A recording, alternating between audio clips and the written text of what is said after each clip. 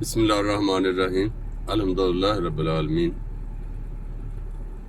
السلام علیکم ورحمۃ اللہ وبرکاتہ۔ دوستو کیسے ہیں آپ؟ اللہ تعالیٰ آپ لوگوں کو اچھا رکھے، آپ لوگوں کو زمانے بھر کی خوشیاں عطا کرے، آپ کی مشکلیں آسان فرمائے۔ ابھی فجر کی نماز پڑھ کے نکلا ہوں تو آج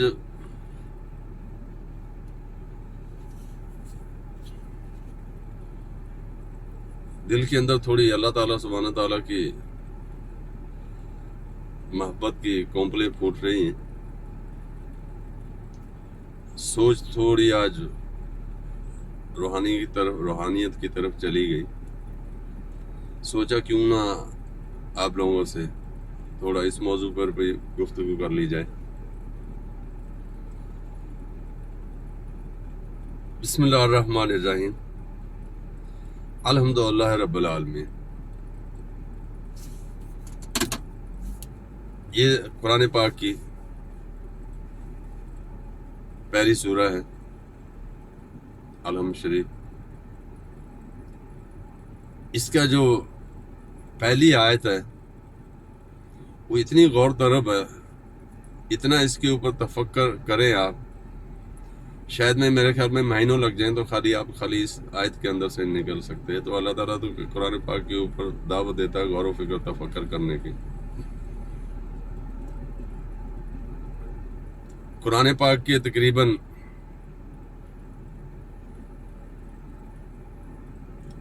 700 سے اوپر آیتیں ہیں جن کے اندر اللہ تعالیٰ نے صرف غور و فکر تفکر کرنے کا حکم دیا ہے، جس کے اندر اللہ تعالیٰ کا پورا ایک سسٹم ہے، ایک نظام ہے۔ یہ جو اللہ تعالیٰ نے کائنات بنائی ہے اس کے راز و رموز ہیں، ایک سائنس ہے اس کے اندر۔ باقی جو 250 یا اس سے کچھ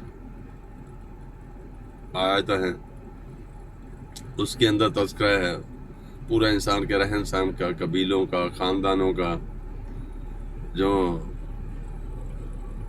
معاملات ہے دنیا کے اس کا۔ تو اللہ تعالیٰ کہتا ہے الحمدللہ رب العالمین۔ تو ہماری اس زمین کے علاوہ اگر اللہ تعالیٰ نے ایک ہی چیز بنانی ہوتی تو اللہ تعالیٰ کہتا رب العالم، تو ہماری زمین۔ اللہ تعالیٰ کہتا ہے رب العالمین، میں عالمین کا رب ہوں۔ عالمین کا مطلب عالمین، اللہ تعالیٰ نے اتنے عالم بنائے ہیں، اتنے ہی عالم بنائے ہیں، کثیر کثیر کثیر، اتنے کہ عام انسان کی سوچ اور فہم بھی وہاں تک نہیں پہنچ سکتی۔ ہمارے ایک بزرگ ہیں، وہ اس دنیا میں نہیں ہے، پردہ فرما گئے ہیں۔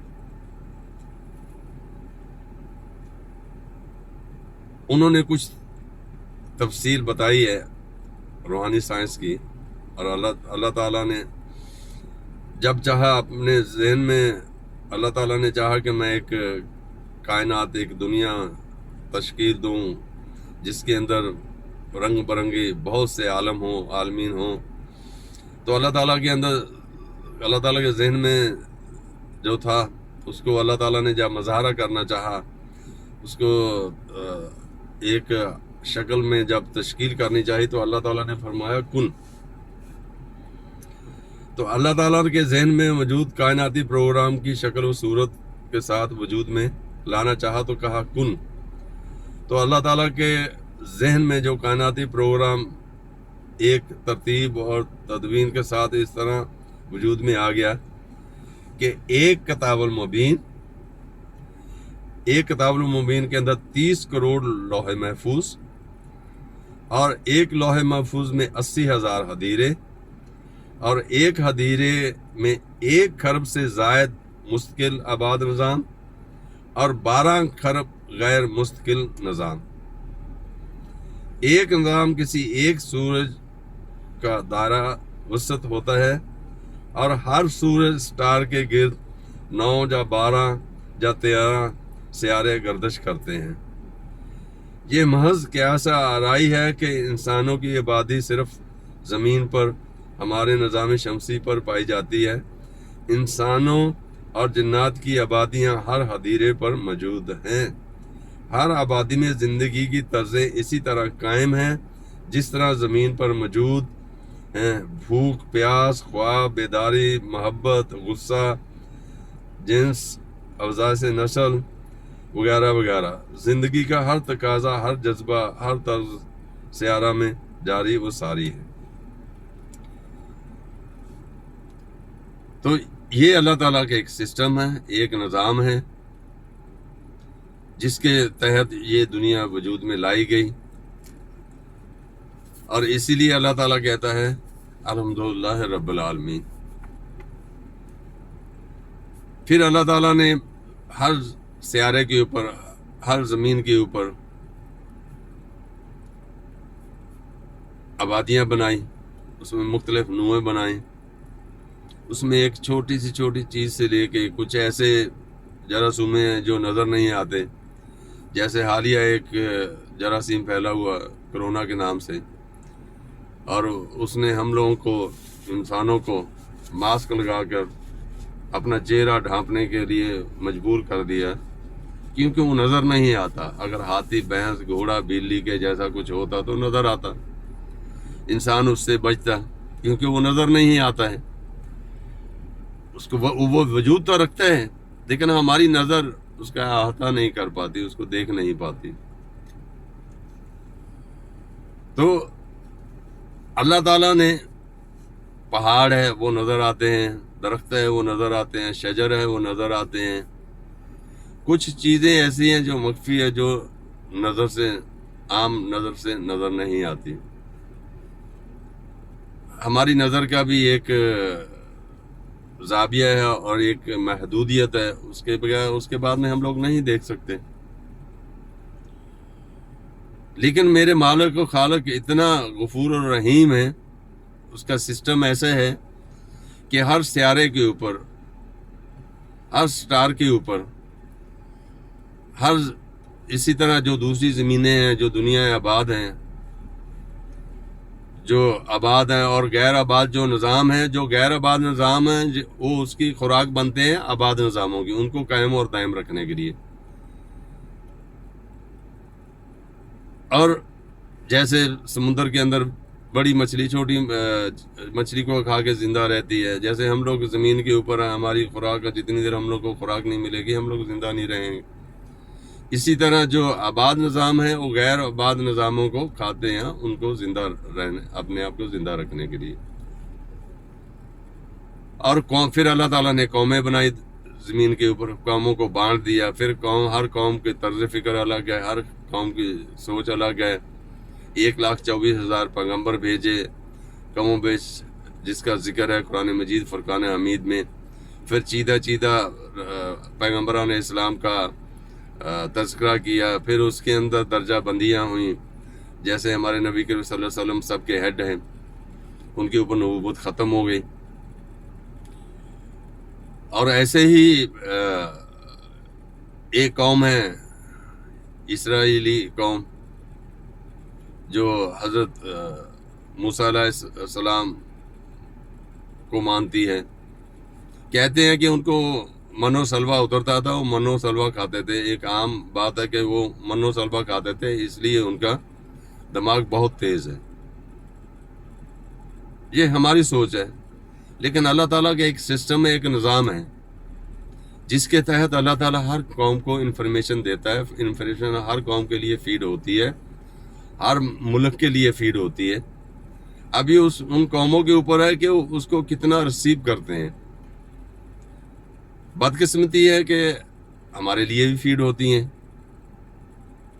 ہم لوگ چائنا سے بعد میں، چائنا ہم سے بعد میں وجود میں آیا، بعد میں یعنی ایک انڈیپینڈنٹ ملک کے حساب سے آزاد ہوا، ہم لوگ بہت پہلے ہو گئے۔ لیکن چائنی قوم اس ٹائم دنیا کے اندر غلبہ حاصل کرتی جا رہی ہر چیز میں۔ اب دیکھیں کہ ایک سے ایک بڑھ کر چیز ان کی وجود کے اندر آ رہی ہے، تکلیف آ رہی ہے، اور پوری دنیا کو وہ ایکسپورٹ کر رہا، پیسہ کما رہا. اس بار دنیا کا اس وقت دنیا کا طاقت ترین ملک بنتا جا رہا ہے، پیسے میں بھی، ٹیکنالوجی میں بھی. کیا انہوں نے منو سلوا کھایا تھا؟ منو سلوا تو اسرائیل والوں نے کھایا تھا. پھر چائنیز قوم کیسے دوسروں سے آگے نکل گئی؟ تو ہمارے یہی بزرگ جنہوں نے یہ سائنسی ترتیب سے بتایا اللہ تعالیٰ کی کائنات کا وجود، اس کا اجزاء ترتیبی اور ترکیبی. اسی طرح ان کا تقریباً 1965 کا 64 میں ایک مجلس میں بیٹھے ہوئے تھے، تو وہ فرما رہے تھے کہ اللہ سبحانہ و تعالیٰ ہر قوم کے لیے، ہر ملک کے لیے جو اللہ تعالیٰ کی طرف سے انفارمیشن فیڈ ہوتی ہے وہ 1,00,000 یومیہ ہے. 1,00,000 انفارمیشن یومیہ اللہ سبحانہ کے تعالیٰ کی طرف سے وہ فیڈ ہوتی ہے. اور چائنی قوم وہ واحد قوم ہے، چینی قوم وہ واحد قوم ہے، چائنا والے، جو 1,00,000 میں سے ایک بھی انفارمیشن کو ریجیکٹ نہیں کرتی. 1,00,000 کی 1,00,000 کے برابر جتنی بھی ہے، 1,00,000 سب کو ریسیو کرتی ہے اور اس کے اوپر عمل کرتی ہے. یہی وجہ ہے کہ چائنا کی قوم اس وقت دنیا کے اندر بہت آگے ہے اور بہت آگے جائے گی. ہم لوگ بھی ریسیو کرتے ہیں، لیکن کتنی؟ شاید میں ہم لوگ 10% بھی ریسیو نہیں کرتے، اور 10% کے اندر ہی ہم لوگ نے اچھی بھی ریسیو کی ہیں، خراب بھی ریسیو کی ہیں. ماشاءاللہ ہمارے تو زیادہ خرابی کی طرف بڑھتے ہیں. ایسا نہیں ہے کہ ہمارے ملک کے اندر اچھے ذہن نہیں ہیں، بہت اچھے ذہن ہیں. پاکستانی لوگوں نے دنیا کے اندر بہت نام کمایا، اس میں ڈاکٹر بھی ہے، اس میں سائنسدان بھی ہے، اس میں طالب علم بھی ہے، اس میں ایتھلیٹ بھی ہے، اس میں کھلاڑی بھی ہے. سمجھے نا؟ ہر شعبے کے اندر پاکستان نے بھی بہت نام کمایا، لیکن قلیل.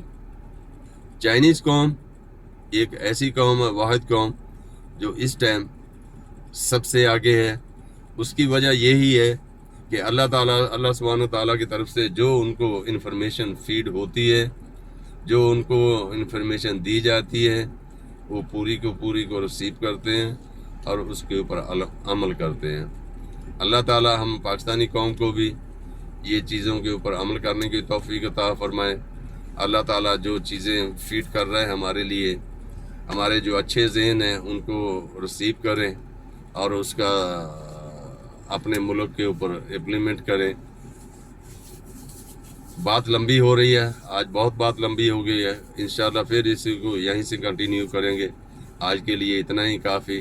اللہ تعالیٰ آپ لوگوں کو سب کو اچھا رکھے، صحت مند رکھے، آپ لوگوں کے گھروں میں سب میں خوشیاں عطا کرے، آپ لوگوں کے بیوی بچوں کو سب کو اچھا رکھے. ہمارے ملک کو اللہ تعالیٰ اور ترقی دے، اس نام کے دنیا کے اندر اپنا نام روشن کرے. ہم مسلمانوں کو اللہ تعالیٰ ہدایت دے کہ ہم لوگ ایک یونٹی، ایک محبت، ایک پیار سے ایک ساتھ رہیں، ایک ساتھ بات کریں. جو قومیں متحد رہتی ہیں وہی قومیں دنیا کے اندر زندہ رہتی ہیں، وہی قومیں آگے بڑھتی ہیں، وہی قومیں طاقتور ہوتی ہیں. اجازت سے چاہوں گا. اللہ حافظ، مع السلام.